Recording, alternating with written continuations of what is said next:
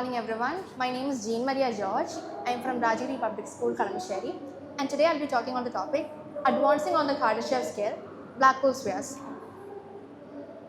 We will be going through the introduction, objective, methodology, observation, and finally we will draw the conclusion. Introduction. So to understand this topic, we first need to understand what the Kardashev scale is. Now, the Kardashev scale is a speculative scale prepared by the Russian astrophysicist Nikolai Kardashev in the year 1964. Now, he used the scale to categorize civilizations as type 0, type 1, type 2, type 3, etc. up to type omega civilizations. And this is based on the amount of energy each civilization uses. For example, in type 1 civilization, we have a civilization obtaining the energy output of its own entire planet. In type 2, the energy harnessing improves to the entire energy output of its own star, and in type 3, its own galaxy, and so on. So, the objective of my research was to analyze the methods of advancing to a type 3 civilization wherein we can actually harness the entire energy output of our own galaxy. Methodology. So, we have assumed two hypotheses and we will be looking at which one is the best. Hypothesis 1 is using magnetized plasma collectors or magnetic flux collectors to absorb energy released from Blandford-Najac process. Now here, first we need to understand what the Blandford-Najac process is about.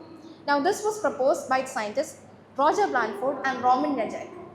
And in this process, it is the process in which the accretion disk revolving around the black hole. It is a region where matter is heated up to thousands of degrees Celsius. Their gases here are ionized and it forms plasma in this state. And plasma has free moving ions and it carries a magnetic and electric charge there. So, we are planning to make use of the magnetic charge produced here in our magnetic flux collectors, and we can make use of the magnetized plasma collectors directly. Discussion. But such structures would require regular maintenance throughout. As we know, any mechanical structure will be liable to repair and damage throughout its lifetime. And it's not a sustainable option because here we see that the amount of energy that is accepted is directly proportional to the amount of plasma or magnetic flux collected by our old machines. And this tends to be limited because it depends on the volume that our flux collectors can collect. So we need a better option, which is our hypothesis 2. Which is using Dyson spheres to absorb energy released by superradiant scattering from the lens stirring effect. Here we have a few technical terms. First, the Dyson spheres are structures that are constructed around heavenly bodies such as black holes, planets, stars, etc. to absorb their energy output. Now, we need to understand that black holes have a region enclosing them called the ergosphere. And here, the space-time itself is curved, and the radiant, if we emit an electromagnetic wave into this particular ergosphere structure and enclose it within a Dyson sphere, the wave gets amplified. This process was suggested by the scientists William H. Press and Saul A. Cholsky, and this process is called the superradiant scattering effect, and this curvature of space-time in the ergosphere is referred to as the lens stirring effect. Now here, this method allows optimum energy synthesis. We're using black holes here because black holes are providing us the maximum amount of energy possible from our own galaxy. So, this method, we will be able to obtain maximum energy output because if we provide an electromagnetic wave into the ergosphere, the time that it spends in the between the ergosphere and the Dyson sphere, the energy will keep on increasing. And the time up to which we keep, the more is the energy increase. And this tends to infinity. So, our energy output will literally be unlimited. But however, we require methods to control the energy generated. Because the energy tends to infinity, we would require methods to control it because it is just like a nuclear bomb. We would require methods to control the energy produced so that it doesn't become a potential threat for our own civilization. Observation. We observe that both methods of energy harnessing are not sustainable methods in itself. While the first assumption poses significant challenges to sustainability of structure, the second poses challenges to safety even while giving us an access to practically infinite amounts of energy. So finally, to draw the conclusion, we observe that we would need structures that require minimum intervention and at the same time can harness the practically unlimited amount of energy unblocked due to the super radiant scattering effect to be able to advance humanity to a type 3 civilization while not compromising on civilization safety in an ideal Dyson sphere. These are my references. Thank you. Concept, but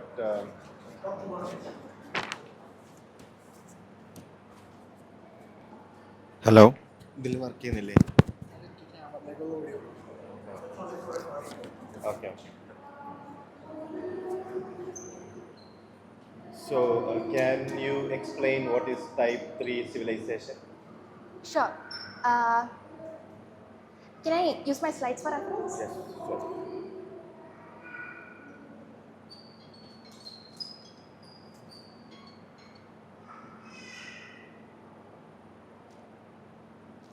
Okay, here we see a type 3 civilization.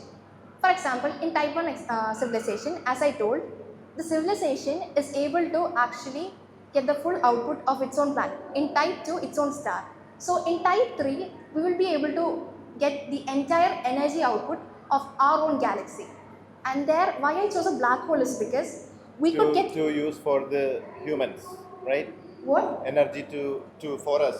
Yes, energy Yes. for us, Yes. which would mean further technological advancements. Yes, and how, I mean, from now, what is your suggestion? How fast can we do it?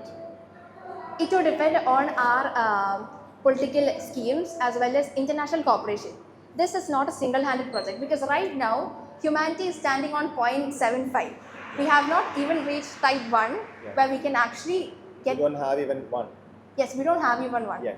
But the thing is, we need prototypes from now on a future approach to advance your type 3 civilization. Yes.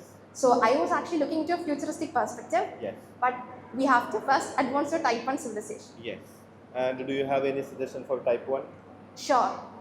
For type 1, we would need a global cooperation. It is much more about cooperation because right now we have all the technology necessary to advance your fully type 1 civilization and then go to type 2 eventually. So what we need is international cooperation. That is much more than science. It is politics, and we need cooperation between countries to establish such a huge achievement for our mankind. And that is what my research was trying to forecast, looking to a better future. Okay. Nice thinking. Nice Thank you. presentation. What's the timeline? Huh? What's the timeline to reach type 2? See, reaching type 2, that's what I try to say. Like, Are we still on Earth when you reach type 2? yes, because type 2, it would depend on us. Like how fast we would think about it. If we are trying to narrow down our goals to narrow political achievements, we would never reach even type 1. We would need a global outlook to actually reach type 1. And for type 2 and type 3, we need good researchers and good futuristic scientists who can actually bring out the development there. That's what I'm curious and passionate about.